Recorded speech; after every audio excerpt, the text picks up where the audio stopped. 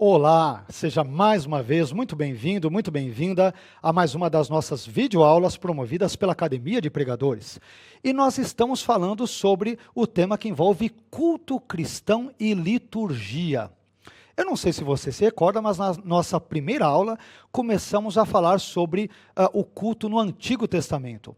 E eu prometi a vocês que, ou a você que ora nos assiste, que hoje nós começaremos a falar, daremos continuidade ao tema do culto no Antigo Testamento, falando desta vez sobre a adoração pública. É importante mencionarmos que quando nós falamos sobre adoração ou culto no Antigo Testamento, não havia apenas uma adoração familiar ou doméstica, como nós mencionamos, ou uma adoração mais privada, mas havia igualmente uma adoração pública ao longo do desenvolvimento da fé de Israel. E é sobre isso que nós vamos falar a partir de hoje, e você, mais uma vez, como sempre, é nosso convidado, nossa convidada a participar conosco destas videoaulas. Bem, vamos então começar agora falando sobre a adoração pública, ainda no contexto do tema culto no Antigo Testamento. Quando falamos sobre adoração pública, é importante nós lembrarmos de alguns elementos importantíssimos, muito relevantes no contexto cultico veterotestamentário. E um deles, já mais uma vez, nesse ambiente público, um dos elementos que mais se destacam é o tabernáculo. Ora, nós podemos dizer que a adoração pública de Israel, ela começa por ocasião, por exemplo, da observância da Páscoa no contexto egípcio. E a isso seguiu-se, por exemplo, a instituição de um sistema inteiro de adoração, que foi, por sua vez, estabelecido pelo próprio Deus e mediante as revelações que o próprio Deus dera a Moisés. E essa adoração, ela girava em torno do tabernáculo ou da assim chamada tenda da congregação. Além do tabernáculo, com todos os seus elementos ali, componentes ali presentes, o altar do holocausto, a mesa dos pães da proposição, nós tínhamos depois ali no contexto mais avançando no lugar santo, e Santo dos Santos, no Santo dos Santos nós tínhamos a arca, é evidente, mas antes disso nós temos a menorá ou candelabro, a mesa dos pães da proposição, nós temos o altar do incenso, nós temos todos esses elementos que estavam ali presentes no tabernáculo. Mas além disso, nós temos três importantes elementos, na verdade, três importantes festas dentro dos conceitos de prescrições religiosas, né? As festas religiosas em Israel, no Antigo Testamento, também eram absolutamente importantes. Então, a adoração a Deus por parte de Israel concentrava-se ao longo da história, sobretudo, em três principais festas religiosas, a saber, Páscoa, Pentecostes e festa de tabernáculos ou dos tabernáculos. Bom, quando nós falamos sobre essas festas, a primeira festa, a da Páscoa, vem do hebraico Pessach, que comemorava, né, a festa da Páscoa comemorava, por exemplo, a morte dos primogênitos do Egito e a subsequente libertação dos israelitas daquele regime de servidão ou de escravidão. A segunda festa importante é a festa de Pentecostes. Por que nós estamos mencionando essas festas? Porque elas eram absolutamente importantes para todo o culto presente no contexto veterotestamentário. Então, a segunda festa importante depois da Páscoa era Pentecostes. A palavra Pentecostes aqui, ela é na verdade originária do hebraico Shavuot. Shavuot em hebraico quer dizer semanas. E a festa de Pentecostes, ela era uma festa comemorada 7 semanas depois da Páscoa, daí o porquê de ser chamada em hebraico de Shavuot, semanas, né? Porque 7 Shavuot, 7 semanas depois da Páscoa ela era comemorada. Tratava-se de uma festa agrícola, campesina, campestre, rural, vamos assim dizer, e que celebrava, entre outras coisas, a colheita do trigo e agradecia a Deus pelo produto da terra. E, além do mais, também reforçava a memória da libertação da escravidão no Egito e o cuidado que os israelitas deveriam ter com a obediência aos estatutos do Senhor, conforme encontramos escrito em Deuteronômio, no capítulo 16 e versículo 12. E por fim nós temos a chamada festa dos tabernáculos. Tabernáculos em hebraico é Sukkot, cabanas. Sukkah é cabana, no singular em hebraico, Sukkot, cabanas, plural de Sukkah em hebraico. A festa dos tabernáculos, ou de Sukkot, ela, por exemplo, celebrava o cuidado de Deus durante os 40 anos de peregrinação de Israel pelo Egito, quando os israelitas, por exemplo, eram nômades e, portanto, habitavam em cabanas ou tendas, daí o nome Sukkot.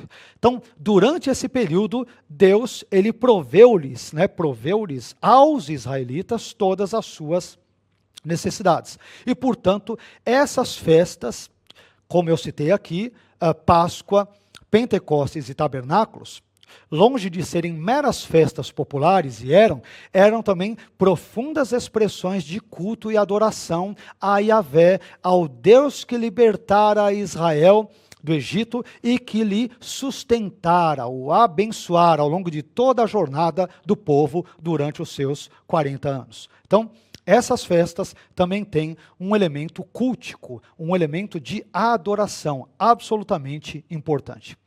Bem, mas na adoração pública nós temos outros elementos. Citamos o tabernáculo, com seus sacrifícios, com o altar do holocausto, com todas as cerimônias ali realizadas, o Yom Kippur, o dia do perdão que ocorria uma vez ao ano, e tantas outras coisas. Mas na adoração pública, tanto quanto na doméstica, que mencionamos na primeira aula, nós tínhamos também os sacrifícios. Desde o começo, os holocaustos, eles fizeram parte da adoração bíblica e pública também da história de Israel.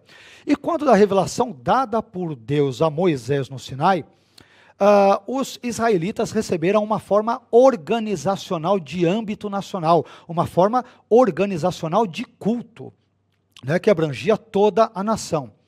E aí, as ofertas, por exemplo, elas acabaram ao longo do tempo, com o passar do tempo, elas acabaram sendo divididas em Levítico em várias classes ou categorias, como, por exemplo, os holocaustos, as ofertas de manjares, as ofertas queimadas, as ofertas pelo pecado, ou para expiar, isto é, remover o pecado, e as ofertas pela culpa ou pela remoção da culpa e assim por diante. Então, todos esses elementos estavam presentes, por exemplo, no contexto sacrificial veterotestamentário.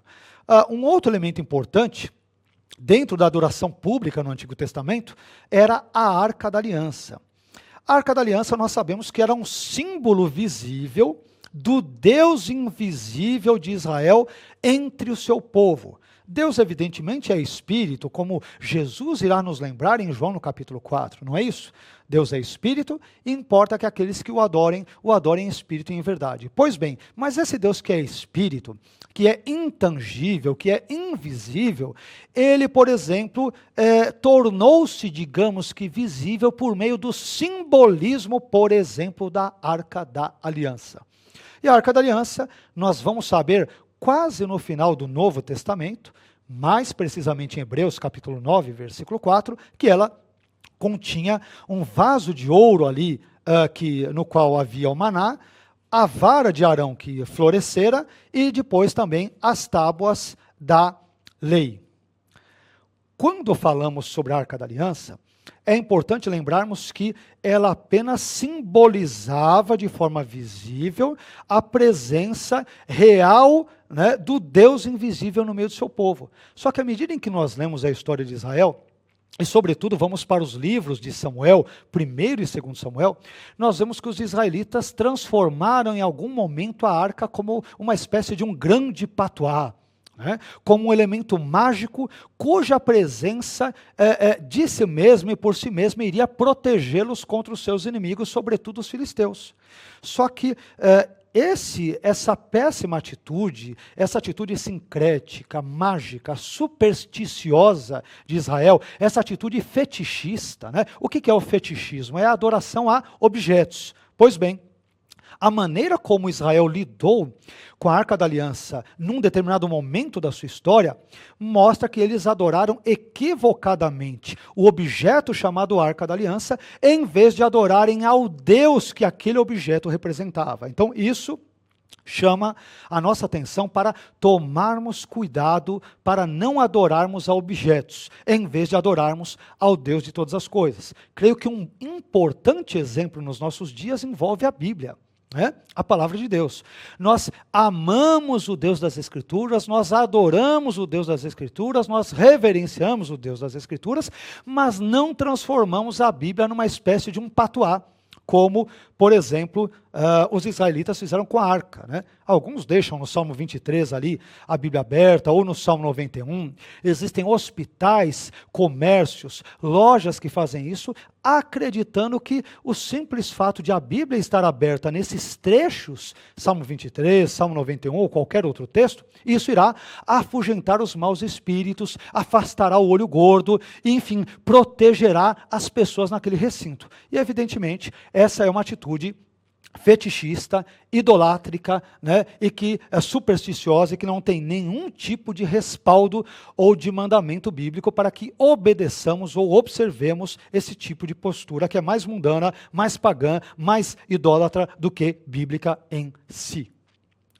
Mas continuando aqui na nossa aula, nós temos também outro elemento importante na adoração pública, que é o sábado. Ora, o sábado, é importante dizer que ele não era uma cerimônia em si.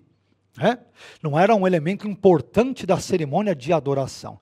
E nem estava ele, por exemplo, o sábado centralizado num determinado santuário, no tabernáculo ou em qualquer outro lugar. Mas o sábado deveria ser observado por todo Israel, em razão de ser um mandamento que Deus explicitara no contexto da antiga aliança.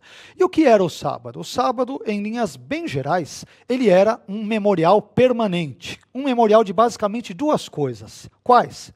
Primeiro, um memorial da criação, conforme lemos em Êxodo, no capítulo 20, versículo 11. E segundo, ele era um memorial do livramento da servidão egípcia, de acordo com Deuteronômio, no capítulo 5 e versículo 15. Quando nós falamos do sábado, especialmente sendo cristãos e falando sobretudo para cristãos, é importante esclarecermos aqui que nós não temos no Novo Testamento, ao contrário do que os nossos amigos adventistas do sétimo dia e outros observam, batistas do sétimo dia e outros observam, nós não encontramos no Novo Testamento uma ordenança para que observemos, a guarda do sábado. Muito pelo contrário, olha só o que Jesus vai dizer em Marcos, no capítulo 2, versículo 27. Em Marcos 2, 27, Jesus conferiu ao sábado o seu verdadeiro papel. Jesus coloca o sábado, digamos, no seu devido lugar. Vejam só o que Jesus diz acerca do homem e do sábado em Marcos 2, 27. Que diz? Texto esse que diz: e disse-lhes, Jesus falando aos seus discípulos, o sábado foi feito por causa do homem, e não o homem por causa do sábado. Ou seja, o sábado é um dia entre 7 que Deus cria para que houvesse um período semanal de descanso para o homem. Não era para o homem viver em função do sábado, mas o sábado era algo que Deus graciosamente criou para favorecer o homem e proporcionar-lhe a ele, a sua família, aos seus amigos, um período de descanso necessário a todos nós, seres humanos. Mas, de novo, é importante frisarmos, não encontramos no Novo Testamento nenhum único mandamento, nenhum único versículo que diga que devamos, nós cristãos, sobretudo gentios, obedecer à guarda desse dia semanal. Mas, além disso, nós temos alguns outros elementos importantes na adoração pública. Outro elemento importante, citamos o tabernáculo, citamos várias outras coisas, citamos agora o sábado, mas outro elemento importante é o templo. Enquanto que o tabernáculo era uma espécie de templo, na verdade móvel, que era montado e desmontado, um templo portátil, montado e desmontado de tempos em tempos ao longo da jornada de Israel no Antigo Testamento, depois esse templo móvel, ele adquiriu contornos ou nuances mais permanentes. E é daí que surge, por exemplo, o chamado templo. Bom, no Antigo Testamento, excetuando-se o tabernáculo, nós temos dois importantes momentos onde dois importantes templos são construídos. O primeiro templo, construído por Salomão no contexto do século X a.C., era o lugar onde ocorriam, por exemplo, sacrifícios, orações e adoração em termos gerais. Já o segundo templo, construído após o cativeiro babilônico, isto é, no contexto do sexto século a.C., mais precisamente a partir do ano 520 a.C., ele era o lugar onde, além de ocorrerem esses eventos, isto é, sacrifícios, orações e adoração, também havia o ensino da lei. E isso você poderá confirmar, por exemplo, num livro bíblico que retrata o pano de fundo histórico posterior ao cativeiro. Estou me referindo, por exemplo, ao livro de Esdras, no capítulo 7 e versículo 10, onde há uma referência à instrução, ao ensino da lei, de forma muito clara, de forma muito evidente, no contexto de Esdras. Mas, além disso, e sobretudo falando acerca de algo relacionado ao segundo templo, o templo do contexto do cativeiro babilônico, nós temos também a sinagoga. O que ocorre? A destruição do templo de Jerusalém, no contexto do sexto século antes de Cristo, que veio por sua vez ali, tudo isso ocorreu no contexto do exílio de Judá, quando Judá é levada para a Babilônia. A destruição do templo, nesse contexto, criou um novo lugar de culto, a saber, a sinagoga. Segundo os estudiosos, a sinagoga ela foi criada, ela começou a surgir no exílio babilônico, ou a partir do exílio babilônico, isto é, do sexto século antes de Cristo em diante.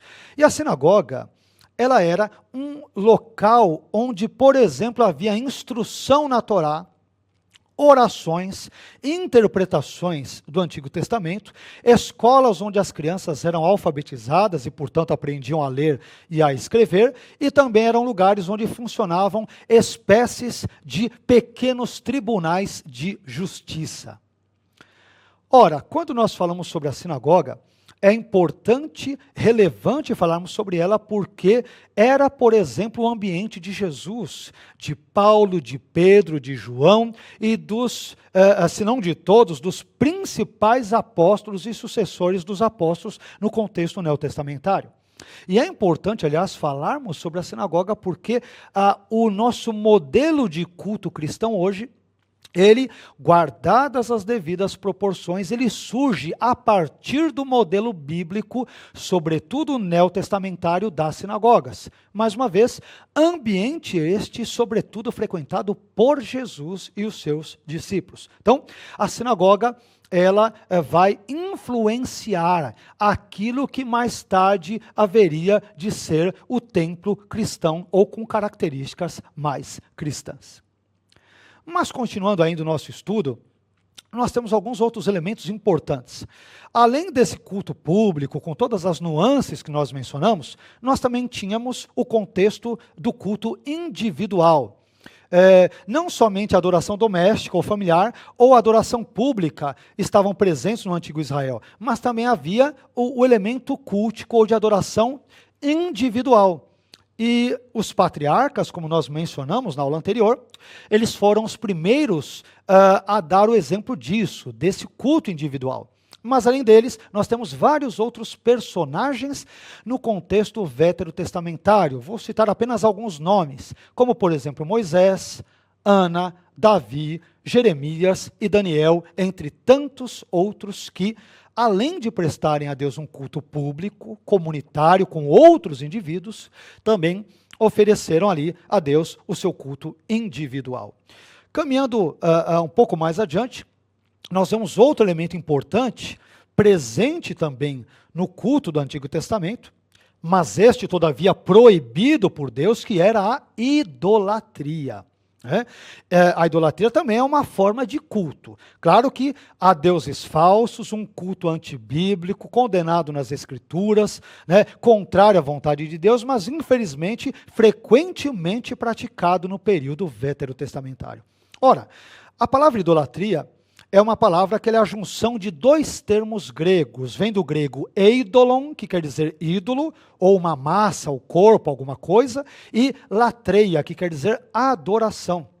Portanto, a palavra idolatria quer dizer literalmente adoração a ídolos, adoração a imagens, isto é, adoração a deuses falsos ou pseudo-deuses, falsos deuses. E aqui cabe nos trazer uma informação muito importante.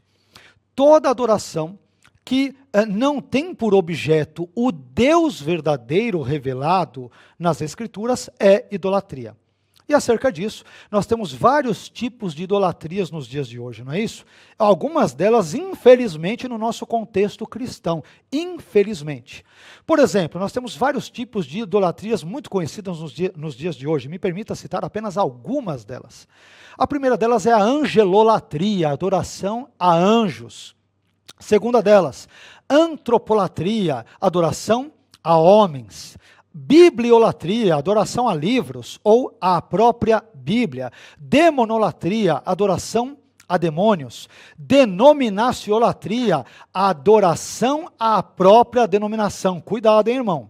Eu sei que você gosta aí da sua denominação, não importa ela qual seja, glórias a Deus pela sua vida, pela sua denominação, mas não devemos adorar ou cultuar a nossa denominação. Devemos adorar a Deus, aquele que sustenta e abençoa graciosamente e poderosamente a nossa comunidade local ou a nossa denominação no sentido amplo. Mas nós adoramos a Deus e não a denominações. Que mais? Nós temos a egolatria, a adoração do eu. O indivíduo ególatra, narcisista, individualista, que afirma-se cada vez mais enfatiza a autoafirmação, em detrimento de negar-se a si mesmo e, portanto, voltar os seus olhos a Deus. Temos a hagiolatria, adoração a santos. Não pense você que isso só ocorre no contexto católico, tá? Porque no nosso contexto protestante evangélico, temos muitos aí que gostam de adorar determinados cantores, cantoras, determinados pregadores, determinados escritores, determinados teólogos. Meu irmão, isso é idolatria, isso é pecado. Hein? Admirar é uma coisa, ter respeito é uma coisa. Agora, ter uma reverência tal que beira a idolatria, ou seja, a idolatria, cuidado, porque isso evidentemente é pecado. E por fim, nós também temos um negócio chamado zoolatria, adoração a animais.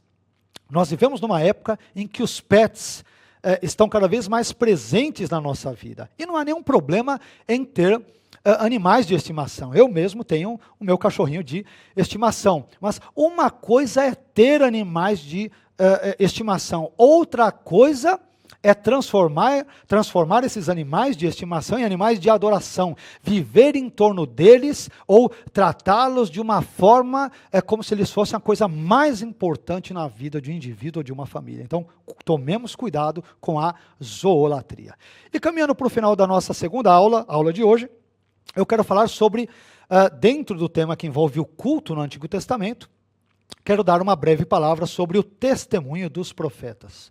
Os profetas, eles desempenharam um importantíssimo papel no contexto cultico veterotestamentário, pelo menos em 4 áreas ou aspectos. Em primeiro lugar, os profetas defendiam a ética monoteísta, a ideia de que havia um único Deus, um único Deus, e que, portanto, falsos deuses jamais, em hipótese alguma, deveriam ser adorados. Segundo, os profetas combatiam a idolatria. Eles não apenas ensinavam o monoteísmo, mas também repudiavam com todas as letras e criticavam e denunciavam profundamente a idolatria. Terceiro, os profetas criticavam o mero formalismo cultico, um dos assuntos sobre os quais nós vamos abordar um pouco mais adiante ao longo desse nosso estudo, desse nosso curso intitulado Culto Cristão e Liturgia. Então, os profetas também criticavam o mero formalismo cultico. E por fim, em quarto e último lugar, os profetas estimulavam a adoração verdadeira com base na Torá. Bem, por hoje é isso. Eu quero mais uma vez agradecê-lo por estar aqui conosco, estudando essas videoaulas aqui acerca do tema Culto Cristão e liturgia. E com a aula de hoje, essa segunda aula, nós terminamos o assunto culto no Antigo Testamento. Na próxima aula, nós começaremos a falar sobre culto no Novo Testamento. E eu espero, permitindo Deus e desejando você, revê-la nessa nova ocasião. Que Deus te abençoe, fique com Deus e até lá.